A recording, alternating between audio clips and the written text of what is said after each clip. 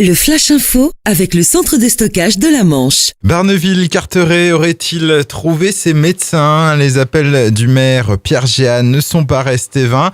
Il y a quelques mois, il avait offert un appartement, une place dans le port et un restaurant aux médecins qui viendraient s'installer dans sa commune. Une annonce qui avait fait le buzz et finalement, ça semble avoir fonctionné puisque 2 généralistes se sont récemment manifestés. Une nouvelle vigilance sur le littoral avec un coup de vent attendu dans la nuit de vendredi à samedi. Le département va en effet essuyer de fortes rafales ainsi que des pluies importantes. Météo France prévoit des pointes jusqu'à 110 km/h dans la Hague et 80 à 90 dans l'intérieur des terres. Compte tenu des coefficients de marée élevés supérieurs à 90, la vigilance sera de mise sur la côte. Social, un rassemblement ce matin devant la porte principale de Naval Group à Cherbourg.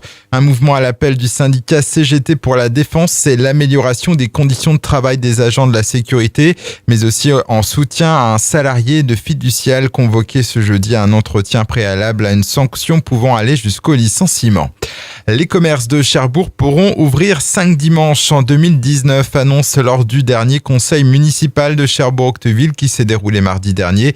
Il s'agit du 13 janvier à l'occasion du premier dimanche des soldes, du 26 mai dans le cadre d'une double escale de paquebot, du 1er décembre pour le week-end du Black Friday et des 15 et 22 décembre, les 2 derniers week-ends avant Noël.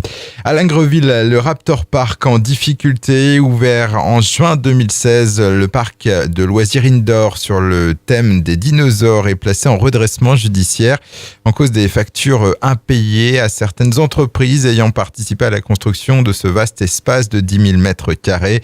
Cependant, le Raptor Park reste pour l'instant ouvert dans l'attente d'un bilan économique de l'entreprise. Et puis rappeler les bons gestes pour garder une ville propre. Tel est le message de la nouvelle campagne de communication lancée par la ville de Cherbourg-en-Cotentin. En 3 affiches, les élus espèrent sensibiliser les habitants pour utiliser poubelles, cendriers et sacs de déjection canine.